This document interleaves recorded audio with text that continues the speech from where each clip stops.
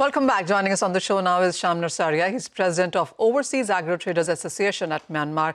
Mr. Narsaria, hi, thank you so much for joining in. First of all, your sense on the global pulses availability. We do understand that not just Myanmar, but whether it's about Canada, Argentina, Brazil, many of these producing countries are looking at a higher production. Good afternoon, Manisha. Thank you for inviting me. And this year's global outlook, as you all are aware, that the supply is on a higher side and demand is not that much because the Indian production being very good. As we all know, the Indian consumption for pulses is around 25 million tons per annum, and Indian production is somewhere around 18 million. But you rightly say that this year in the overseas market, like in Canada, Russia, even Brazil and Argentina coming up with a good numbers, and even Australia, which supported so much with the desi chickpeas, chana, almost 1.5 million tons of chana being imported this year. So the supply side is like a surplus, say 4 to 5%, I would say. So this year the scenario is entirely different if you compare to the last year. So the supply is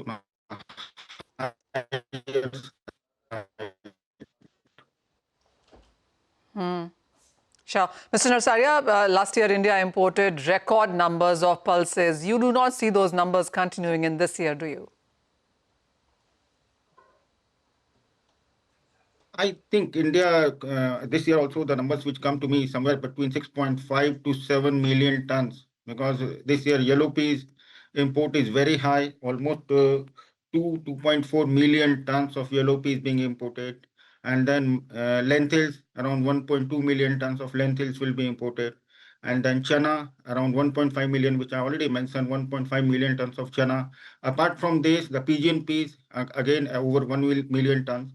Then black mapte, which is again of Myanmar origin, it will be imported around 800,000 tons, somewhere around 800,000 tons. So this year also the numbers will be very good, somewhere between 6.5 million to 7 million, which is a record. Again, it's going to be a record, but the prices are on a lower side. So I feel the consumption will also be higher this year and the import will also be higher. But there is, at present, it doesn't seem that there will be any deficit or gap, demand supply, big gap. Whatever demand in India, the supplier means like countries like Australia, Canada, Russia is always available for supply. Mr. Narsaria, we've all been privy to that letter that IPGA has written to you. This is to get correction in sense of higher destination shipping charges that Myanmar puts right now, and of course problems around that bill of lading as well. How have you responded to those queries? Actually, we received the same letter, similar letter from the Tamil Nadu Association almost 3 weeks back. And same 20th of May, we received from IPGA. And these are like very sensitive issues, like the extra shipping charges. As we all are aware that the shipping line incurring heavy losses because of the tariff war between China and US. So because of this, there are so many last moment cancellations from China-bound cargo to US and like North America.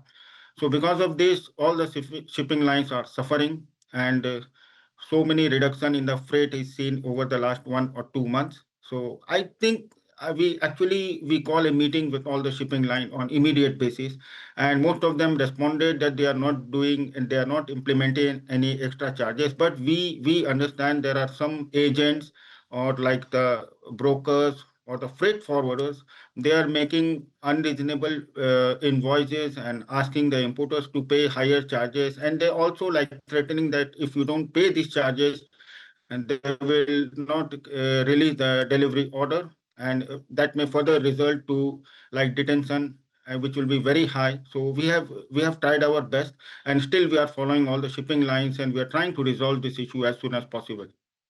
All right, that doesn't sound so good.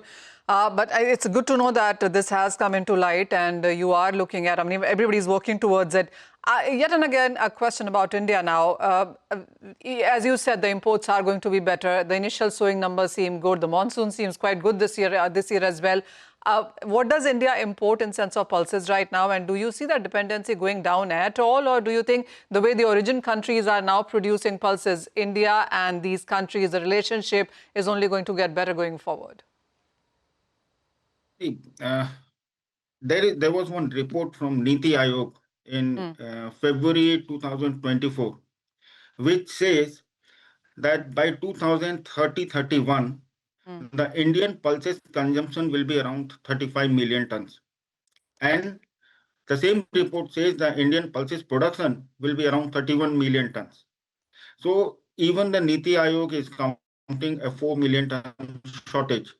But as we all know, the pulses depend a lot on weather, natural calamities, and the fluctuation in the pulses price is it's very common, very normal. It is based on demand and supply, and it is the essence of commodity trade. So what I feel, dependency, like Indian government always been claiming of self-sufficiency, but I feel uh, it will be happy. I will be happier if India attains self-sufficiency. But I feel our so many countries, like last 2 years, Indian government and so many people visited different countries to Brazil, Argentina, Africa, and even Australia, and boosted the pulses export as the numbers were demand and supply gap was very big. And because of that, the production in overseas countries, like in Australia, for example, the China production has gone up too much, and that supported India. This year, the China production in India is 8 million tons, whereas the consumption is 10 million tons. So Right. 2 million gap can shoot up the price, but actually Australia helped and around to control the price and food inflation. Again, in the coming to Myanmar side, yes, we see a big demand supply gap in the pigeon peas and the black mape last year, and Myanmar really worked hard. The farmers, the association, the government worked hard and boosted the production. Still, we are meeting like the ministries and Department of Trade. They always say we have to boost the production, we have to boost the supply. So Myanmar is also working really hard in the production, and as a result, this year the black mape production is record high to almost close to 1 million ton, 900,000 to 1 million ton. And like as we can see, the Indian black mape production is around 2 million tons, and the consumption is around 2.7 to 2.8 million ton. So the crop stock availability in Myanmar say 1 million, and Brazil say 100 to 150,000 will definitely work. It definitely worked and reduced the demand supply gap, and the price is at control. If you compare last year, the same time, say May 24, 25, and this year, the black market price has come down by almost 23%. But for pigeon peas, the price has come down by 43% compared to the price last year in the same period. So we have seen the government initiatives are working, and self-sufficiency is it's nice to talk, but I don't think because of the increased consumption, increased production in India, it will meet the requirements of the consumers. As per the data, around 2.44% growth of pulses consumption is seen in India, and it is predicted. And also, like a lot of people are turning to vegetarian, and the pulses are the best Yes, source we of are. protein and nutrition in India. All right. So I We do don't understand, think as you put that the number out, that self-sufficiency will be achieved. we get that number that you said, that 2.4% of our demand growth is what we are seeing in pulses. And I very well take your point where you say that the global pulses availability is higher, demand not so much, and we could be looking at a surplus of 4 to 5%. I mean, that's the headline that I'm taking away from this conversation. Thank you, Mr. Narsaria, as always, for joining in and throwing light at all things important when it comes to Indian agriculture. And of course, pulses therein as a hero there. But with that, that's all the time that we have on the show. With that, it's a wrap on Halftime Report. Business Lunch will take all the action forward.